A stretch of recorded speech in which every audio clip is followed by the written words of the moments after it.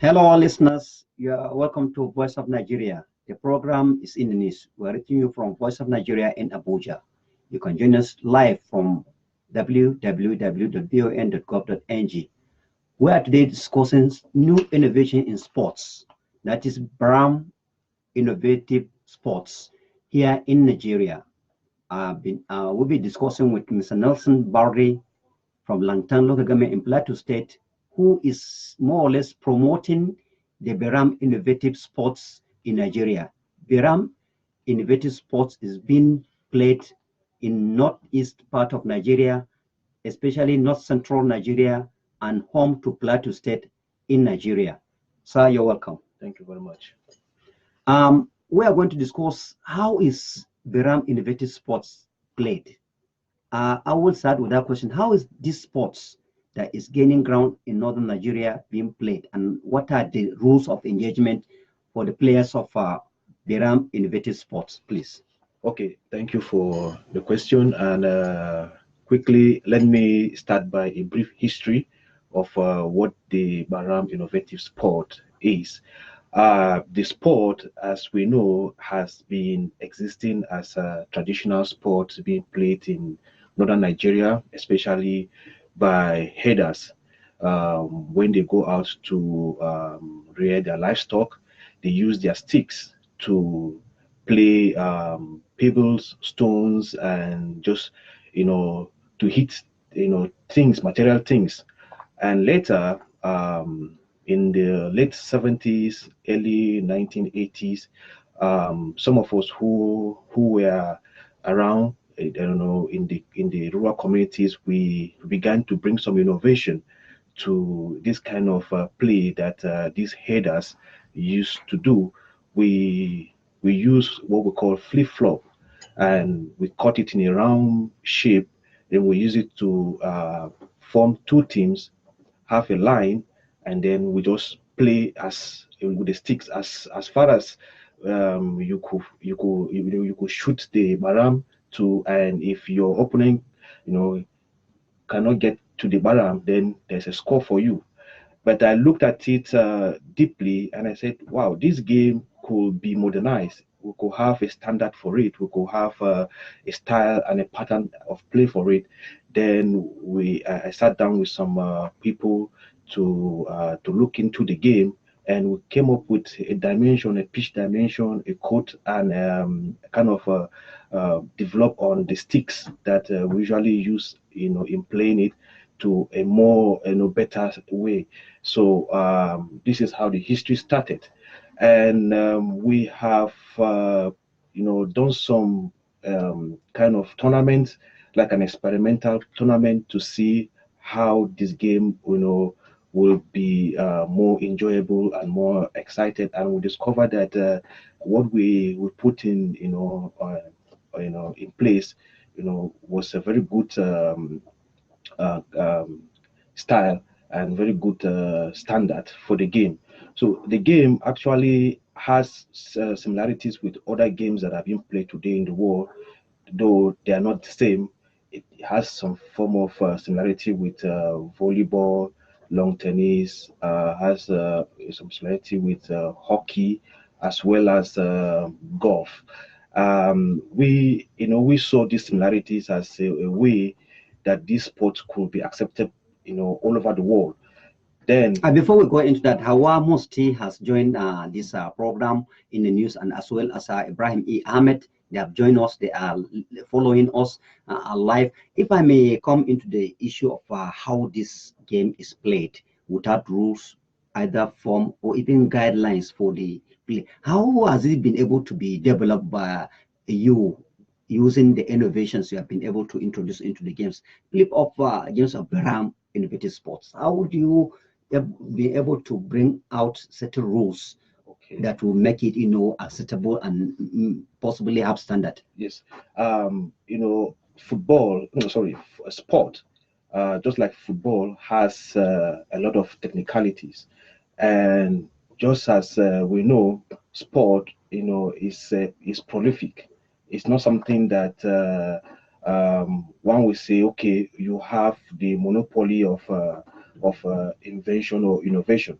what I did was just observation of existing sport, how they are being played, and with the passion I have for sport because I am also a sportman, I decided to look deep and say, okay, what can we do to promote our own indigenous sport that will be accepted all over the world?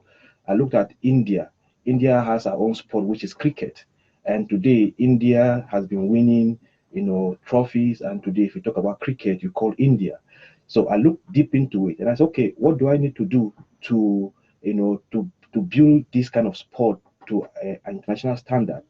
So I decided to engage myself on some international courses in sport and entertainment, one in South Korea, and then I went for a master degree in Lithuania, that's Eastern Europe, to study sport and tourism management. While I was doing that, I was also looking at, okay, way to promote this sport in other parts of the world.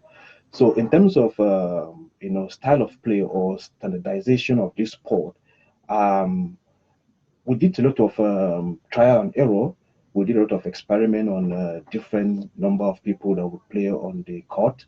There we introduced a net, and we introduced kind of scoring, pattern.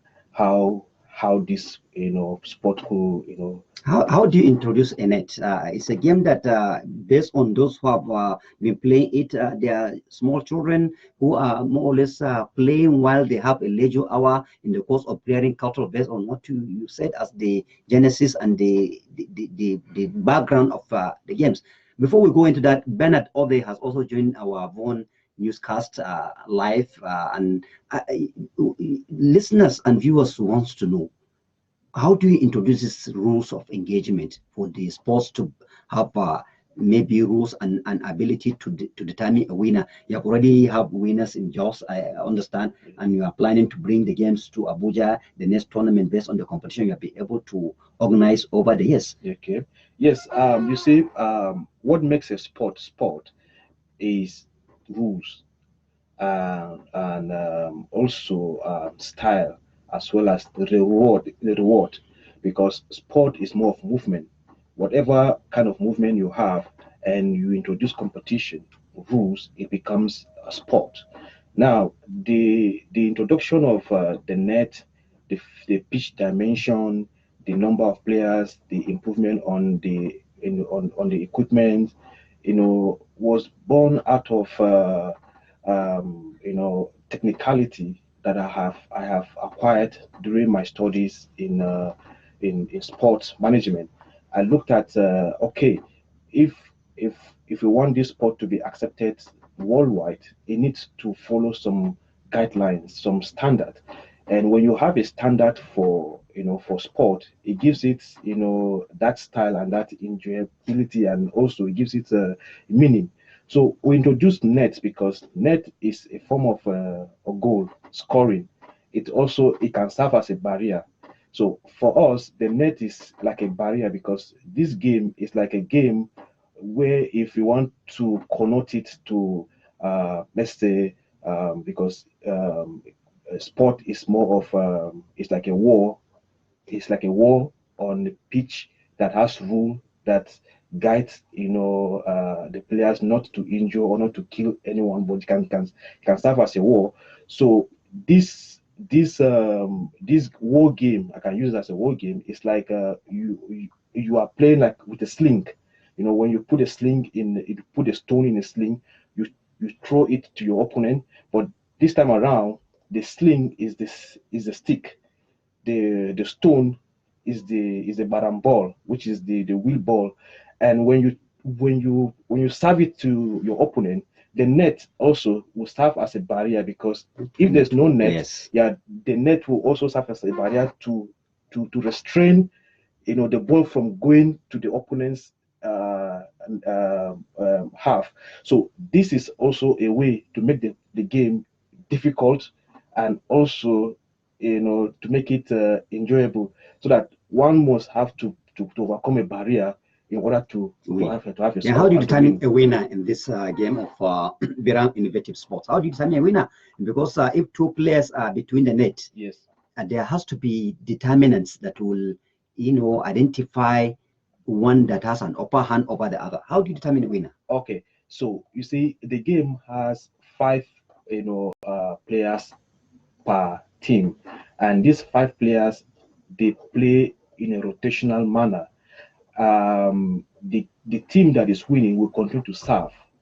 When you continue to serve, it means that you have an advantage because your service has to, to be in such a way that your opponent should not be able to receive it, because you are serving with speed, you are serving with agility, and though we have patterns, we have the arrow pattern where you need to serve the ball to go straight, but in scoring, the the ball must not cross your half after it has hit your court. It must not cross your half after it has hit your court. It must not touch your body, because if it touches your body, it means that you have been shot. So the stick is what you need to use to return the ball. And when you play the ball over the net, over the court, without touching the opponent's court, it's a score. So it's a game that has a score of 21, depending on the time. Sometimes we can bring it to 11, based on the time of play. But the standardized time is 21 points, and these points, they are scored at every level or every time the ball is served. If the ball is served, when the ball is served, if there's a mistake from the opponent or from you who is serving the ball, even the net can be a barrier to give a point to either side. This is a game that is grassroots based, Yes. based on its nature and the participants, based on what you have been able to say. Before we go on, Bashir Abubakar Zagi has also joined us in this one newscast, which is live on Facebook. Then, how have you been able to win the confidence of the grassroots youth to be able to accept it as a game that can be competed upon at general level? Because you say that it's already gaining grounds in north central states. Yes. North central state in Nigeria covers states like Plateau, Taraba, Nasarawa, as well as Benue, Niger, and Kogi states. Yes. Has the game been able to gain ground in other states apart from the Plateau, which is based? Okay. Yes. The innovation, I would say, is new, but the game itself has been in existence. I told you that the herders, those who rear cattle, goat, and sheep, they usually move with sticks. They do this play during their leisure time, during their free time. So I've traveled, around northern Nigeria, at least more than half of the state in northern Nigeria, and I have been seeing children, playing it outside, their compounds. They just, cut this flip flop and they roll it. They continue to play with it. So it's a game that the generation from 1960s to even today, they are aware of. When I introduced this innovation to my community, some of them were a little bit, surprised that is it hockey or is it golf? What is it? So when I told them no, it is a traditional baram game that you usually play, they were keen. There was curiosity, and if you watch documentary, there was a high, turnover people, turn up of spectators. A lot of people came to see how, something that, has a little beginning could be developed to be standardized to an international, level. So a lot of them, they gave in their contribution in terms of, participating and giving, their time, their effort, like the referees, the officials. They did it, because of the love of what has been brought to them. So I believe that with this engagement with the community, the game will not just be accepted here in Africa, but all over the world. The program is in the news. The program is in the news, and we're joining us we're live on Voice of Nigeria. You can join us through www.von.gov.ng. I am Aliyu Othman. I've been discussing with Mr. Nelson Barde, the innovator of Beram Innovative Sports, based in Nigeria, but now gaining international acceptability. I understand that Oxfam is interested in Beram sports, as well as securing sponsorship from Netherlands government to be able to promote it internationally. Mr. Nelson Barre, how has it been trying to promote Beram innovative sports, especially among sponsors? Nigerian sports are not being sponsored. We only hear about Glow sponsoring some sports and few other companies like breweries and others that have shown interest in sports, as well as NASCO in Jos. You remember they were sponsoring certain football teams, as well as others like Ranchers Beast, as well as Academy Warriors and BCC Lions and others around Nigeria. How have you been able to attract sponsorship from Oxfam through the Netherlands governments for this Beram innovative sports? Okay, I'll just make a little bit of a point of correction. Though we secured a kind of a support, and this support came from these agencies you are talking about, but is under a kind of an activity that is enshrined in a project called Voice, just like we have Voice of Nigeria. So this is to give voice to our communities, to bring innovation to a limelight. So this Voice project, we can say, is what is a direct sponsor of this project. So this project is an activity under different types of innovation that Nigerians are doing. So this sport was was chosen to be part of this Voice project in Nigeria. So we are planning to have two tournaments covering Abuja, which is the federal capital, where we'll be having teams from 3 municipal councils.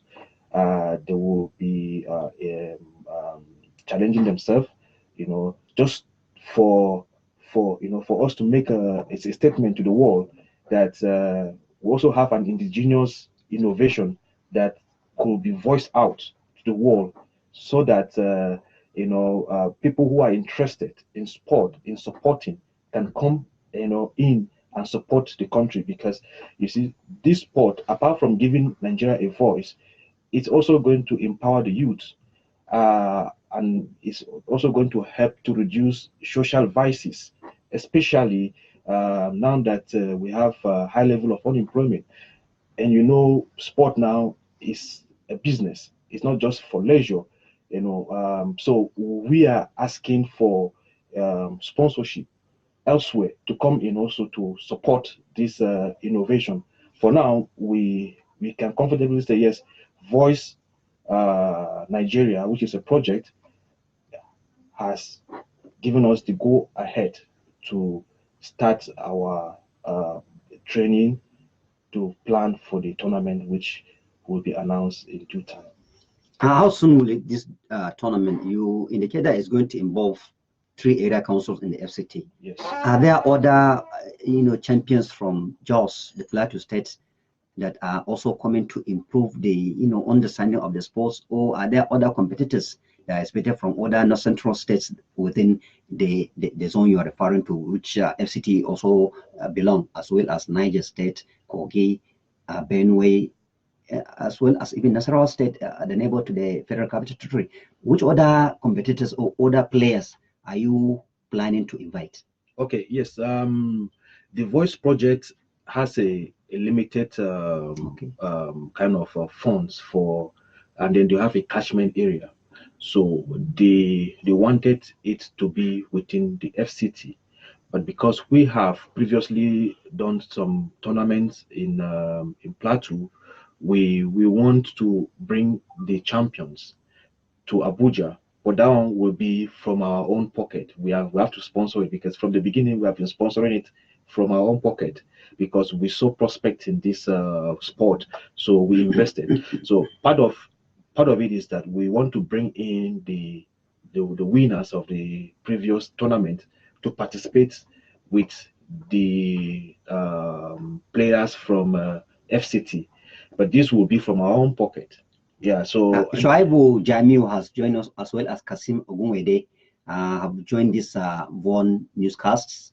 We are discussing a new sports that has been, in the country over the years, since in the 60s, 70s, and mid 90s, and is now being, transformed through innovations introduced by Nelson Bade, which is called Baram Initiative Sports. It's being played among the local children, and is now considering possibility of improving it to, serve as a way of empowering Nigerian youths towards being independent and taking them away from the social vices that generally the children of today in their 20s, 10s, and even late 20s are being engaged on.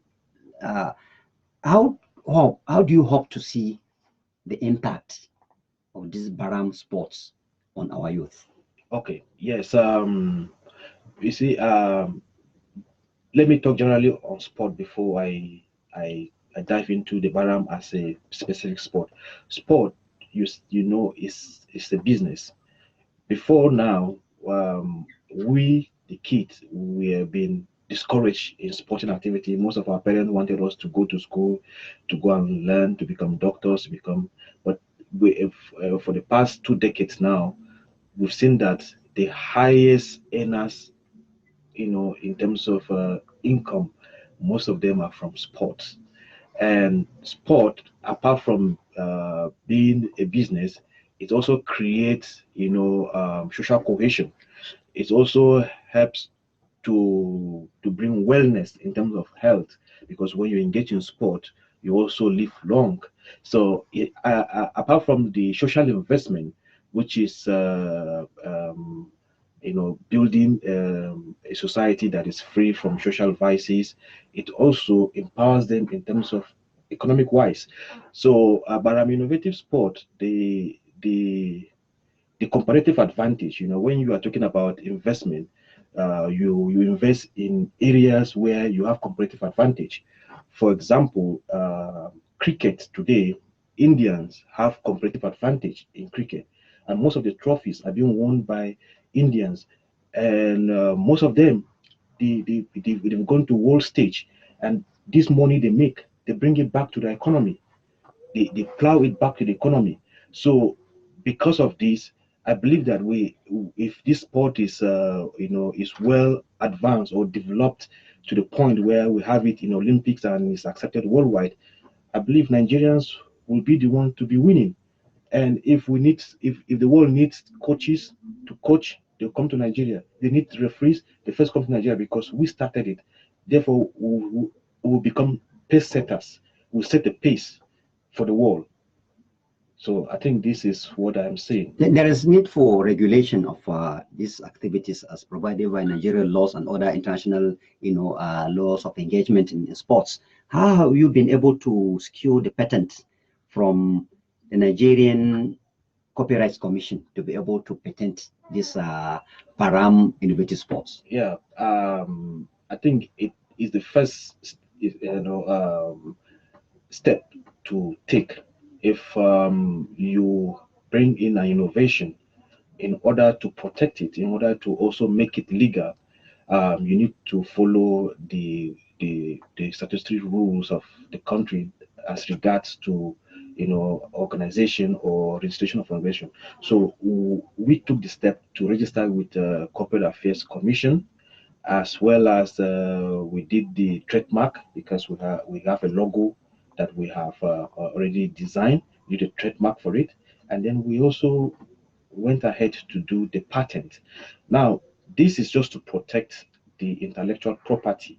I believe that in the future, when we have a council or a body that will be formed to look into this sport, just like we have national sports body, or maybe let's say Nigerian Football Association, they might want to say, okay, instead of using Baram, which is the local name, why can't we create a name that will be universally accepted?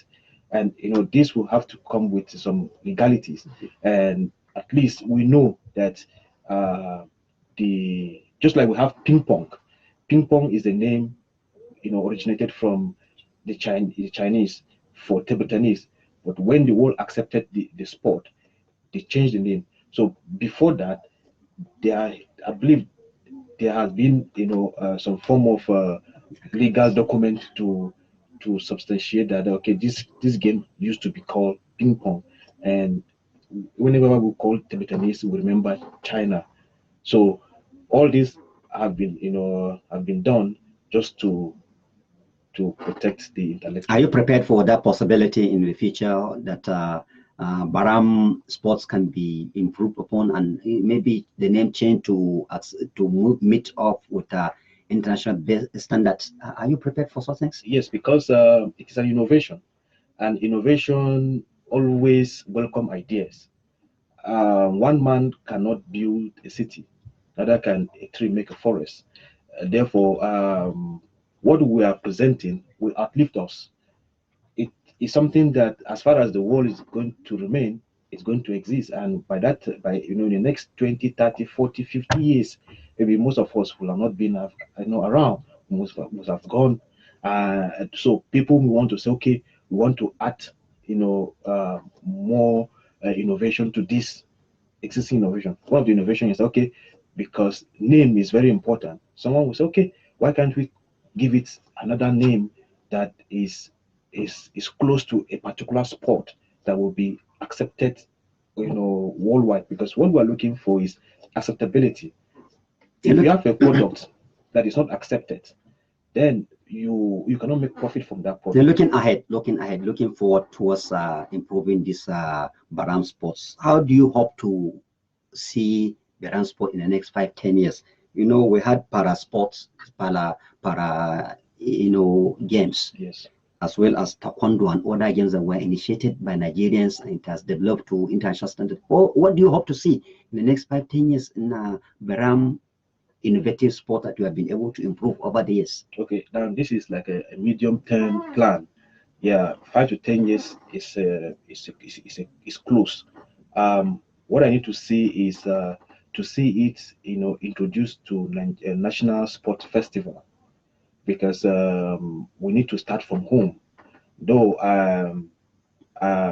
in my university in Eastern Europe, I spoke with my professor, who is a sport manager, and he looked into the documentary and some of the document we have. He was impressed, and he said the only way we could promote this sport is to start from home. European Union could help us if Nigerian government, has interest in it, because they always work with counterpart, funding.